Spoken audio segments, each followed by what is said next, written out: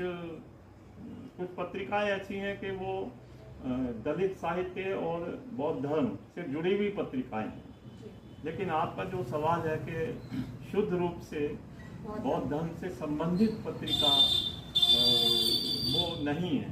ऐसी पत्रिकाएं हैं, ऐसा नहीं है। अभी रोहिणी में हम गए थे, संमित्रा जी से हमारी बातचीत हुई, उन्होंने पीएचडी किया, डीलिट किया, वो एक पत्रिका निकालते रहे हैं। और भी कुछ पत्रिकाएं निकल रही हैं, लेकिन नियमित रूप से पत्रिकाएं बहुत कम हैं। कुछ पत्रिका निकलती हैं, बंद हो जाती है। तो हमें पत्रिका संबंधी मामलों में गंभीरतापूर्वक सोचना पड़ेगा और पत्रिका चलाने के लिए हमें कुछ साथियों की मदद भी चाहिए। तो उस तरह से हमें पत्रिका को आगे बढ़ाना पड़ेगा। आप देख रहे हैं इतिहास व आंदोलन का प्रतिबद्ध अम्बेडकर। नमस्कार, मैं साक्षी गौतम और आप देख रहे हैं साक्षी का बयान। श्रीलंका प्रवास से लौटे हैं भंते बिमल धम्मा, करते हैं उनसे बौद्ध धर्म की यात्रा पर एक चर्चा। भंते जी, आपका हमारे चैनल पर सबसे पहले बहुत बहुत स्वागत है।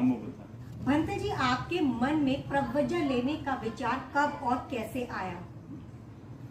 ये तो ऐसा है कि मैं अपने बचपन की एक बहुत संक्षिप्त बात बता देता हूँ कि हमारे मेरठ में जाटव गेट में बाबा साहब के नाम से एक पुस्तकालय हमने खोला। बाबा साहब खुद मेरठ आए थे। वहाँ हमें कोई व्यक्ति बुद्ध वंदना शाम को कराता था, जब हमारी उम्र केवल 7 या 8 वर्ष रही होगी। तो तब से ये आप समझ सकते हैं कि बौद्ध धर्म का बीज मेरे भीतर आया और उसको जैसे पेड़ को बढ़ते समय लगता है, ऐसे ही मेरे मन में बौद्ध धर्म लेने की लालसा रही। वो धीरे धीरे ही आया। दूसरा एक यह है कि मैं बौद्ध धर्म पे कुछ किताब पर काम चल रहा है। मैंने ऐसा सोचा कि मैं अगर बौद्ध धर्म स्वीकार करूँगा तो वो काम और तेजी के साथ और अच्छी तरह से हो सकेगा।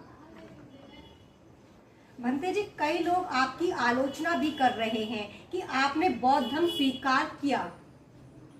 कई लोग आलोचना करते हैं। असल में जब हम कुछ नया काम करते हैं या हमारी पुरानी जो लालसा होती है, इच्छा होती है, तो सभी लोग प्रशंसा नहीं कर पाते। मैं ऐसा मानता हूँ। तो बहुत सारे लोगों के अपने विचार हैं, उनको अगर वो मेरी आलोचना करते हैं तो मुझे इसका कोई विशेष ये नहीं है। बहुत सारे लोग अच्छा भी मानते हैं मेरे बारे में कि भी आपने ये सही कदम उठाया। भंते जी, कुछ साथी यह भी कह रहे हैं कि नैमिष राय जी बार बार प्रव्रजा ले रहे हैं, ऐसा क्यों? कुछ साथी इसलिए कह रहे हैं कि वो अनभिज्ञ हैं। बहुत धम्म, मैं असल में धम्म इस्तेमाल करता हूँ धर्म की जगह, कि उसके नियम होते हैं। और जैसा मुझे जानकारी मिली है कि श्रामनेर के रूप में और जो प्रव्रजा लेनी होती है वो 7 बार हम ले सकते हैं। कम से कम 9 दिन के लिए श्रामनेर बनाए जाते हैं। तो मैंने पहली बार बनते जो चंदीमा है उनसे ली सारनाथ में ब्रह्मा लर्निंग सेंटर में। फिर से मैंने पश्चिमपुरी समता बुद्ध विहार में ली। तो अभी ये एक श्रामनेर का मेरा ये समय है। श्रामनेर का मतलब ये है कि एक विद्यार्थी के रूप में मैं बौद्ध धर्म, संस्कृति, कला, दर्शन उसको सीखने का प्रयास कर रहा हूँ। वो धीरे धीरे ही बात आगे बढ़ेगी। और एक प्रव्रजा लेने के बाद जैसे पहले 1 महीने के लिए ली, उसके बाद फिर 3 महीने के लिए ली। तो वो एक समय होता है प्रव्रजा लेने का और उसको उसकी समाप्ति का। फिर आगे प्रव्रजा हम लेते हैं। तो नियम यह है कि आप 1 से अधिक बार प्रव्रजा ले सकते हैं जब तक उपसंपदा आपको नहीं मिल जाती। भंते जी, आपको चीवर पहनते हुए कैसा अनुभव होता है? मुझे बहुत अच्छा लग रहा है। और जैसा मैंने कहा कि चीवर पहनने के बाद मुझ में बहुत अधिक ऊर्जा वो आई है। और चीवर एक बहुत पवित्र होता है और मेरा जो विषय है बौद्ध धर्म की विश्व में यात्रा, उस पर हिंदी अंग्रेजी में मेरा काम चल रहा है। और चीवर पहनने के बाद कुछ परिवर्तन मेरे भीतर आए हैं और मुझे ऐसा विश्वास है कि चीवर पहनने के बाद मैं बहुत सारे लोगों से मिला हूँ, अभी श्रीलंका भी गया हूँ, तो वो एक सुखद और सकारात्मक एहसास मेरे भीतर आए। भंते जी, आप लेखक, पत्रकार, साहित्यकार के अलावा अब भंते जी भी हैं। मैं आपसे यह पूछना चाहती हूँ, राष्ट्रीय एवं अंतर्राष्ट्रीय स्तर पर किसी भारतीय भंते की छवि क्यों नहीं बन पाई अभी तक? ऐसा है कि कुछ बौद्ध धर्म के जो गंभीर विचारक रहे हैं, राहुल सांकृत्यायन जी रहे हैं और बदन आनंद कौशलयन जी हैं और बहुत सारे माने काश्यप जी रहे हैं, उन्होंने काफ़ी काम किया। धीरे धीरे ऐसा कुछ महसूस हुआ कि बहुत ही कम जो बनते हैं उनके अंदर से जो तथागत ने जो मार्ग प्रशस्त किया था बौद्ध धर्म का, उस पर वो आगे बढ़े और धीरे धीरे वो मुकाम पे पहुँचे। उसके बाद और कुछ बनते आए, तो आज की स्थिति में ये देखा गया है कि गंभीर रूप से बहुत कम बनते हैं जो बौद्ध धर्म की यात्रा के यात्री के रूप में आगे बढ़ रहे हैं। पढ़ाई लिखाई की जहाँ तक बात है, मैं ऐसा मानता हूँ कि कुछ बनते पढ़ते हैं, लेकिन अधिकांश बनते पढ़ने लिखने से दूर रहते हैं, ऐसा मेरा विश्वास है। मैंने बहुत सारे बंतों के इंटरव्यू किए, दिल्ली के बाहर गया हूँ, नागपुर, मद्रास, बेंगलोर, हैदराबाद, लखनऊ और लुम्बिनी, बहुत जगह जाना हुआ। तो वो सुबह से शाम तक एक बनते लोगों की दिनचर्या है, वो उसी में सिमटना चाहते हैं। उनको किताबों से कोई खास मतलब नहीं है, पत्रिकाओं से खास मतलब नहीं है, विश्व में क्या हो रहा है उससे कोई मतलब नहीं है। एक उनका एक शेड्यूल्ड है और उसके अनुरूप ही वो अपना काम चलाते हैं। मेरा ऐसा मानना है कि बनते लोगों को पूरी दुनिया में क्या परिवर्तन हो रहे हैं उसकी जानकारी होनी चाहिए। अमेरिका में किस तरह से बनते लोग काम कर रहे हैं, किस तरह से बौद्ध धर्म आगे बढ़ रहा है, इसकी जानकारी के लिए उन्हें लाइब्रेरी में भी जाना चाहिए, दूसरे बुद्ध विहारों में जाना चाहिए, उपासकों से बात करनी चाहिए। तो कुछ बनते लोगों का जो जीवन है वो सीमित होता चला जा रहा है, इसलिए उनकी छवि वो राष्ट्रीय और अंतर्राष्ट्रीय स्तर पर उतना आगे नहीं बढ़ पाई है। क्या भंते राष्ट्रीय स्तर पर कोई बौद्ध धर्म से पत्रिका भी मिलती है, ऐसा क्यों? कुछ पत्रिकाएं तो पहले निकलती थी, धम्म दर्पण एक पत्रिका है और बहुत सारे लोग पढ़ते थे, हम भी पढ़ते थे।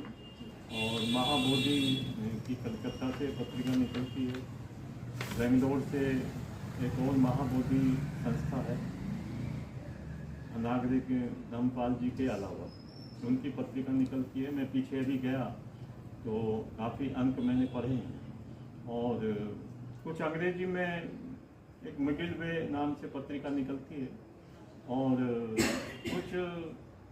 कुछ पत्रिकाएं ऐसी हैं कि वो दलित साहित्य और बौद्ध धर्म से जुड़ी हुई पत्रिकाएं हैं।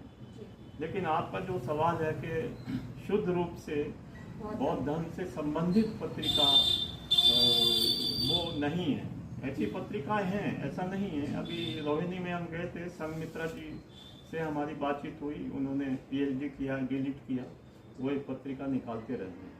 और भी कुछ पत्रिकाएं निकल रही हैं, लेकिन नियमित रूप से पत्रिकाएं बहुत कम हैं। कुछ पत्रिका निकलती हैं, बंद हो जाती है, तो हमें पत्रिका संबंधी मामलों में गंभीरता पूर्वक सोचना पड़ेगा और पत्रिका चलाने के लिए हमें कुछ साथियों की मदद भी चाहिए, तो उस तरह से हमें पत्रिका को आगे बढ़ाना पड़ेगा। भंते जी, भारत में भिक्षुणियों की संख्या बहुत कम क्यों है? भारत में भिक्षुणियों की संख्या इसलिए भी कम है कि जो एक समाज है और इसमें पुरुष की सत्ता है आदम से, जिसको हम पहले ब्राह्मणवाद कहते थे। ब्राह्मणवाद कहें या पुरुष सत्ता कहें, बात एक ही है। तो वो जो सत्ता है, जब भंते लोग चीवर पहन लेते हैं, अधिकांश भंतों के भीतर से वो पुरुष सत्ता का जो एक गुण नहीं, मैं उसको कहता अवगुण कहता हूँ, वो पुरुष सत्ता का अवगुण वो नहीं निकल पाता। चीवर भंतों ने पहन लिया, लेकिन उसके बाद भी जो भिक्षुणियाँ हैं उनको अलग थलग रखने का प्रयास कुछ भंतों के द्वारा किया जाता रहा है। तो एक सबसे बड़ा कारण तो यह है। दूसरी यह है कि जो भारतीय परिवार हैं उसमें एक महिला भिक्षुणी बनना, उसके लिए पारिवारिक रूप में भी और जिस बस्ती में वो महिला रहती है उस रूप में भी, और अगर उसकी शादी नहीं हुई है तो पिता के लिए या बाद में पति के लिए, उनके कारण से तो वो कुछ मुश्किल होता है, मेरा ऐसा मानना है। भंते जी, कुछ भिक्षुणियों का कहना है कि भिक्षु भिक्षुणियों को अलग थलग करते हैं, इनके बीच संवाद क्यों नहीं होता, ऐसा क्यों? बहुत सारे भिक्षुणियों से मैंने बात की है। नागपुर में माने मैं भिक्षुणी सुनीति जी से बात की है, और माने और भी कई जगह मैंने चर्चा की है, और भी एक किताब भी आई है। तो उस पर क्या है कि मैंने जैसे कहा कि जो बनते हैं उनको अपने भीतर के चरित्र में, व्यवहार में परिवर्तन करना चाहिए, नंबर एक। दूसरे जो भिक्षुणी हैं उनको अपने भीतर की इच्छा शक्ति को जागृत करना चाहिए। एक गंभीरता पूर्वक वो ये सोचें भाई हाँ हमको भिक्षुणी बनना है, तो चाहे कुछ भी हो जाए उनको परवाह नहीं करनी चाहिए, और उनको आचार विचार से, व्यवहार से माने एक तथागत के रास्ते पर चलने का प्रयास करना चाहिए। तो मैं ऐसा मानता हूँ कि उस कारण भिक्षुओं की संख्या बढ़ सकती है। भंते जी, आपके द्वारा प्रवज्ञा लेने के बाद श्रीलंका की यात्रा कैसी रही? श्रीलंका की यात्रा मैं अगर कहूँ, मैं लगभग 15-16 दिन रहा और मुझे बहुत अच्छा लगा, और वहाँ जितने सकारात्मक तत्व मैंने देखे, महसूस हुए और मुझसे जुड़े, तीनों बातें मैं कहना चाह रहा हूँ कि भारत में जैसा बौद्ध धर्म हम देखते हैं, महसूस करते हैं, वैसा उससे कहीं अधिक सकारात्मक रूप से वो श्रीलंका में है। श्रीलंका में जो बौद्ध धर्म है उसको हम लोग कहते हैं पवित्र धर्म के रूप में बोलते हैं, और वहाँ जो उपासक हैं, उपासिकाएं हैं, वो बहुत मदद करते हैं। उनके अंदर चेतना का विकास बहुत पहले हो जाता है। बच्चे हैं, महिला है, पुरुष है, वो जो मोनेस्ट्री हैं, बुद्ध विहार हैं, वहाँ जाते हैं और बंतों के प्रति श्रद्धा रखते हैं। सबसे बड़ी बात है कि वहाँ जो श्रीलंका सरकार के द्वारा जो धर्म स्कूल चलते हैं, मेरे ख्याल से 1000 के लगभग धर्म स्कूल हैं, और वहाँ बनते टीचर हैं, प्रिंसिपल हैं, बनते पढ़ाते हैं। तो एक पूरा जो परिवेश है वो श्रीलंका गवर्नमेंट के द्वारा, उपासक और उपासिकाओं के द्वारा, और भी जो दूसरी संस्थाएं हैं उनके माध्यम से जो बनते हैं, उनके राष्ट्र को वो बहुत अच्छी तरह से मजबूत बनाते हुए वो प्रयास करते हैं, जिससे जो तथागत ने जो हमें सिद्धांत बताए हैं दर्शन बताए हैं, संस्कृति बताई है, उस पर श्रीलंका के जो बनते हैं वो सफलतापूर्वक चल रहे हैं। मैं अंतिम बात ये बताना चाह रहा हूँ कि श्रीलंका से लौटते हुए मुझे बहुत सारी बातें याद आती हैं। जैसे वहाँ बस में, श्रीलंका की बसों में वो घूमने के लिए रिजर्व सीट होती है। हवाई जो अड्डा है वहाँ पे भंतों को चेक नहीं किया जाता है। सामान तो चेक होता है, लेकिन जैसे हाथ ऊपर करो, इधर ये करो, उस तरह की वो व्यवहार नहीं होता है। मतलब मेरे हिसाब से भंतों के साथ ऐसा व्यवहार नहीं करना चाहिए। तो पूरी तरह से सजग हैं वहाँ के अधिकारी, नमन करते हैं, सम्मान करते हैं और श्रद्धा भाव से बच्चे तक वो नमन करते हैं, महिलाएं नमन करती हैं। और पूरे जो श्रीलंका में मैं 16-17 दिन सारे श्रीलंका में तो नहीं, लेकिन कुछ मैंने भाग देखे। कैंडी में गया, अनुराधापुर में गया, संघमित्रा जी की समाधि देखी। तो काफ़ी जगह जहाँ जहाँ मैं गया मुझे बहुत अच्छा लगा। और वो सपने लेकर मैं भारत आया कि उन सपनों को साकार कराने की हमारी जिम्मेदारी है। ऐसा भारत में भी होना चाहिए।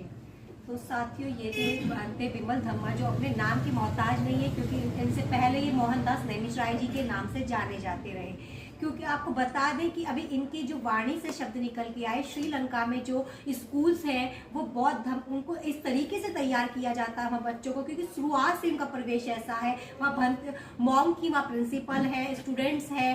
तो भारत में ऐसा नहीं है। ये इनके मुख से बहुत अच्छी बात निकल के आई। आपको हमारी ये धम्म यात्रा पर चर्चा कैसी लगी, हमें नीचे दिए गए कमेंट्स बॉक्स में लिखकर जरूर बताएं। मिलते हैं फिर हम इसी तरह की नई चर्चा के साथ। तब तक के लिए आप मुझे दीजिए इजाजत। बहुत बहुत शुक्रिया।